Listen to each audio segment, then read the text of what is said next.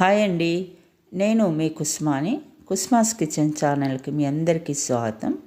ఈరోజు కుస్మాస్ కిచెన్లో కర్ణాటక స్పెషల్ అయినటువంటి పులియోగరే రెసిపీ చూపించబోతున్నాను. ముందుగా ఈ వీడియో మీకు నచ్చినట్లయితే లైక్ చేయండి, షేర్ చేయండి. కొత్తగా నా ఛానల్ చూసే వాళ్ళైతే నా ఛానల్ సబ్స్క్రైబ్ చేసుకోండి.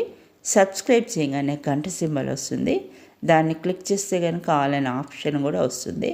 దాన్ని క్లిక్ చేస్తే నేను పెట్టు ప్రతి వీడియో మీకు నోటిఫికేషన్ వచ్చేస్తుంది.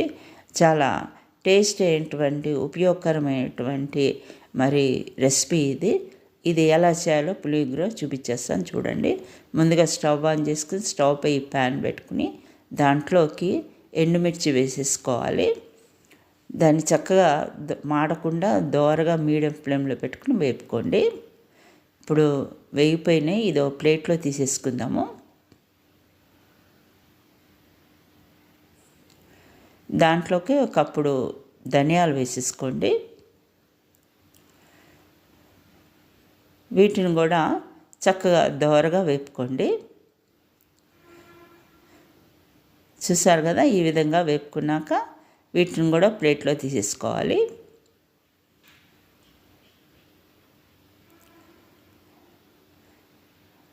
ఆ తర్వాత జీలకర్రను కూడా దోరగా వేపుకోండి.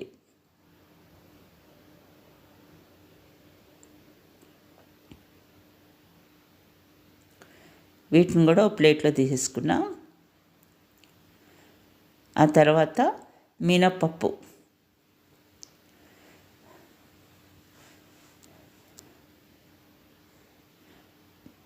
వీటిని కూడా ప్లేట్లోకి వేసేసుకున్నా. ఆ తర్వాత కొద్దిగా పచ్చిశనగపప్పు కూడా వేసుకుని దోరగా వేపుకోండి. అందులోకే కొన్ని మిరియాలు వేసేసుకోవాలి. దాంట్లో కొంచెం మెంతులు కూడా వేసుకోండి. వీటిని చక్కగా దోరగా వేపుకుని పక్కన పెట్టేసుకోండి.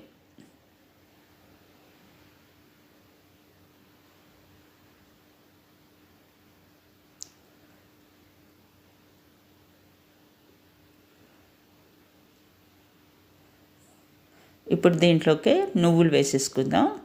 ఒక కప్పుడు నువ్వులు చక్కగా వేపుకోండి. మాడకుండా దోరగా వేపుకోవాలి.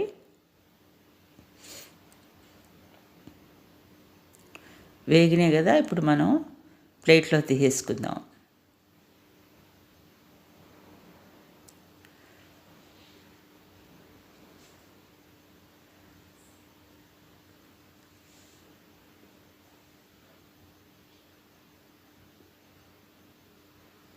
ఇప్పుడు దీంట్లోకి కొంచెం ఎండు కొబ్బరి కూడా వేసుకుని దీన్ని కూడా దోరగా వేపుకోండి.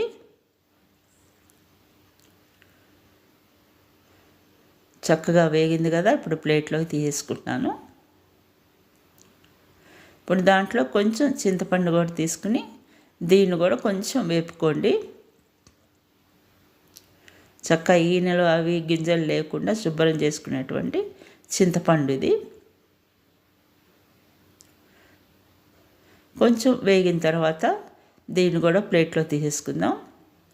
ఆ తర్వాత ఇవన్నీ చల్లారిపోయిన తర్వాత మనం మిక్సీ జార్ తీసుకుని ముందుగా ఎండుమిర్చి వేసుకుని చక్కగా ఫైన్గా పౌడర్ చేసుకుందాం. దీంట్లో కొంచెం సాల్ట్ కూడా వేసేసుకోండి.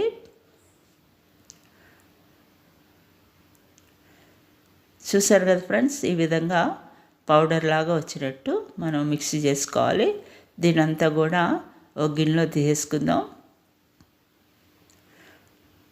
ఆ తర్వాత మిగిలిన పదార్థాలన్నీ కూడా మనం వేపుకున్నటువంటి వీటిని అన్నిటిని కూడా మనం ఈ మిక్సీ జార్లో వేసుకుని వీటిని కూడా మిక్సీ చేసుకోవాలి.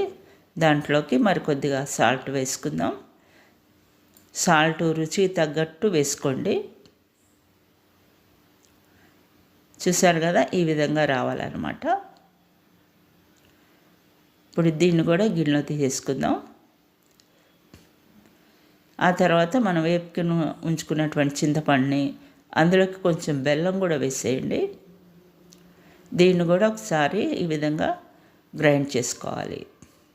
దాంట్లోనే వేపుకున్నటువంటి ఎండు కొబ్బరి కూడా వేసుకుందాం. ఒకసారి గ్రైండ్ చేసుకోవాలి.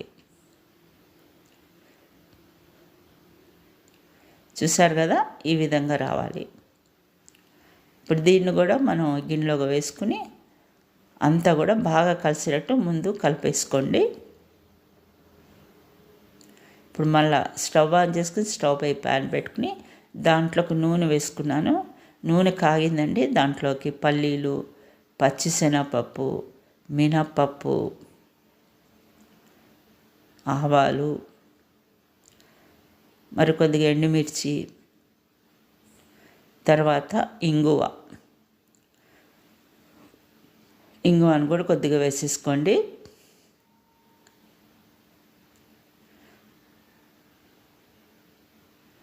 దాంట్లో కొంచెం కరివేపాకు కూడా వేసేద్దాం.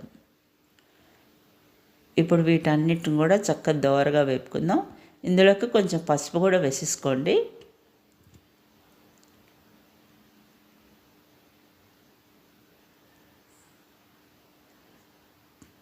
దోరగా వేగింది తాలింపు.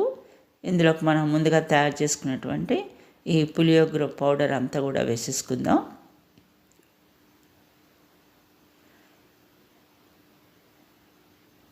ఇప్పుడు ఆ వేపుకున్నటువంటి పౌడర్ మనం స్టోరేజ్ చేసుకుని మనం అన్నంలోకి ఎప్పుడంటే అప్పుడు ఈ విధంగా మనం కలుపుకుని తింటే కనుక చాలా టేస్టీగా ఉంటుంది. మరి మీకు నచ్చిందా నేను చేసినటువంటి రెసిపీ? మరి ఒకసారి కొత్త వీడియోతో మళ్ళీ కలుద్దాం.